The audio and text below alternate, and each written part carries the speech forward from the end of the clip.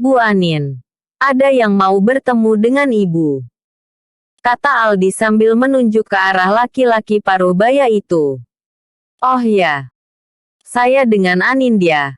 Rasanya saya tidak asing dengan Bapak. Maaf, dengan Bapak siapa? Tanya Anin dengan suara ramah. Anin menoleh ke arah Aldi yang sekalipun sopan dia menatap laki-laki ini dengan penuh amarah.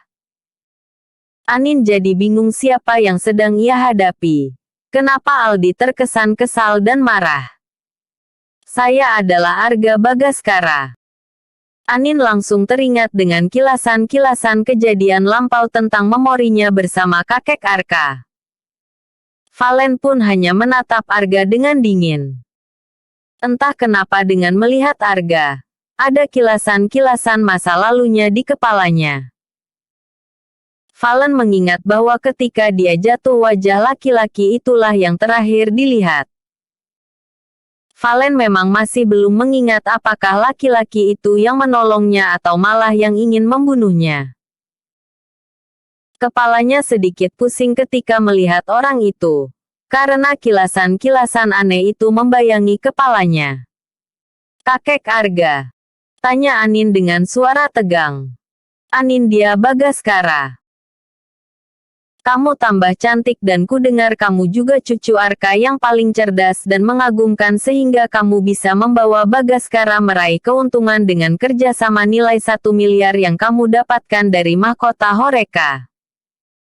Kata Arga dengan sedikit sarkas, karena dia tahu siapa di balik kesuksesan Anindya. Bukan kek. Anin memang mendapatkannya karena keberuntungan. Kalau itu yang kakek ingin tegaskan.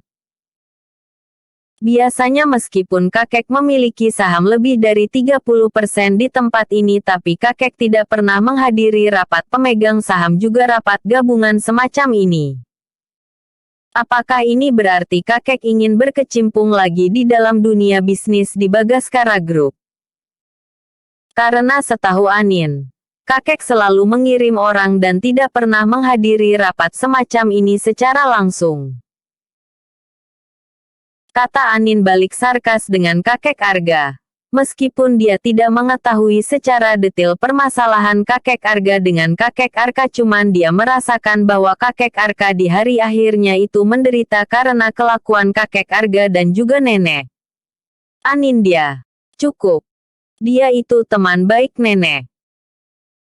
Tere yang tiba-tiba nimbrung itu sedikit banyak membela Arga karena dia tahu silsilah nenek dan kakek Arga. Tere tahu bahwa kakek Arga dan nenek memiliki hubungan spesial di masa lalu.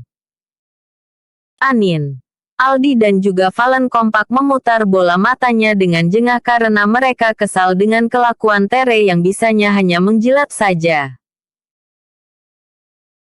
Terima kasih. Mohon kalian tidak melupakan aku adalah salah satu pemilik saham terbesar di Bagaskara Group. Jadi kalian bisa mengingat bahwa di hari-hari akhirnya kakek kalian itu juga memiliki hutang yang sangat besar sehingga aku harus menyelesaikannya. Dan memang kalau ingin dicari siapakah sumber dari permasalahan keuangan di Bagaskara Group tentu tidak pernah bisa lepas dari nenek kalian yang serakah dan juga cucu kesayangannya yang mata duitan.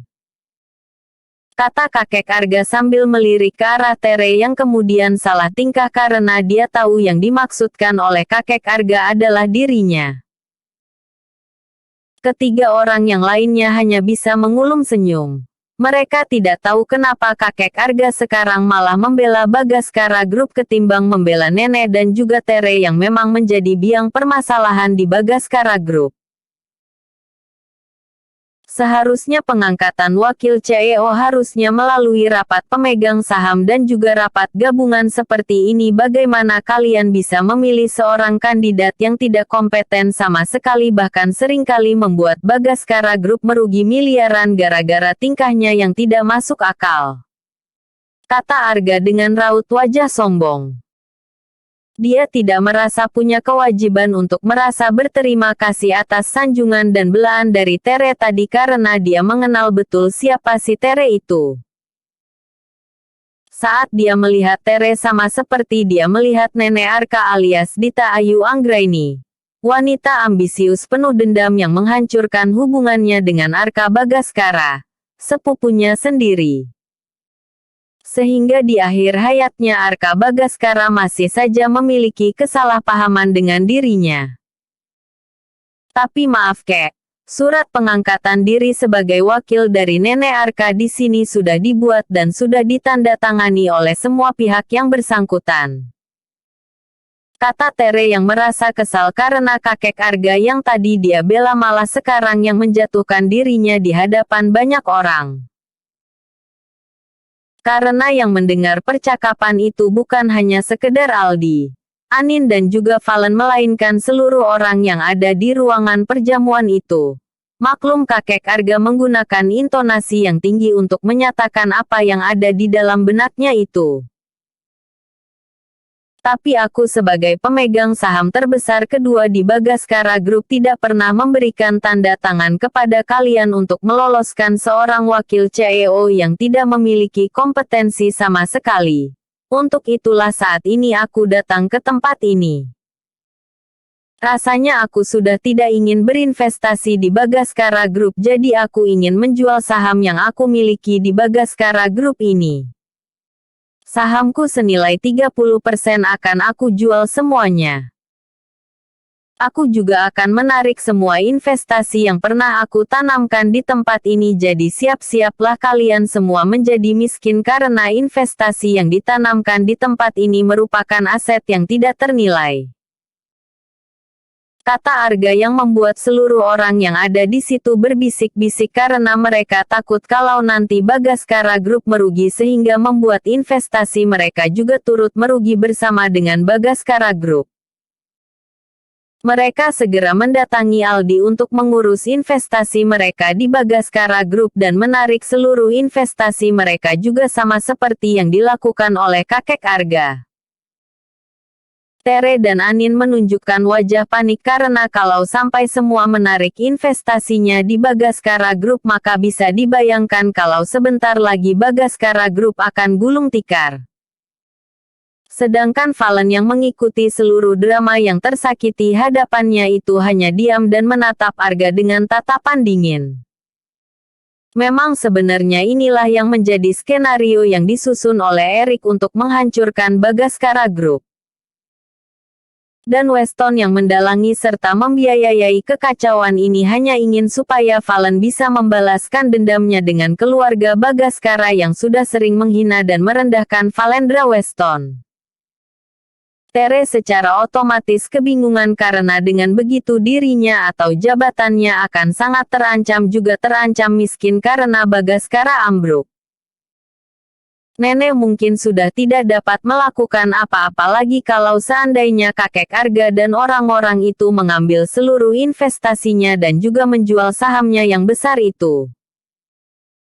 Sebenarnya akan sangat mudah apabila dirinya belum berpisah dengan Alan sehingga Alan bisa mengambil bagian 30% itu dan membeli semua saham yang dimiliki kakek Arga. Tunggu sebentar. Bapak-bapak pemegang saham yang terhormat. Ini sebetulnya adalah tricky issues yang dilakukan oleh Bapak Arga Bagaskara karena dia memiliki dendam tertentu dengan pemilik perusahaan ini. Jadi bapak-bapak pemegang saham jangan merasa terkecoh ingat bahwa kita masih ada kontrak 1 miliar bersama dengan Mahkota Horeca. Mahkota Horeca berafiliasi dengan Weston Group jadi saya rasa kita masih cukup kuat walaupun kakek Arga menjual sahamnya juga investasinya. Seru Anin dengan nada sedikit panik.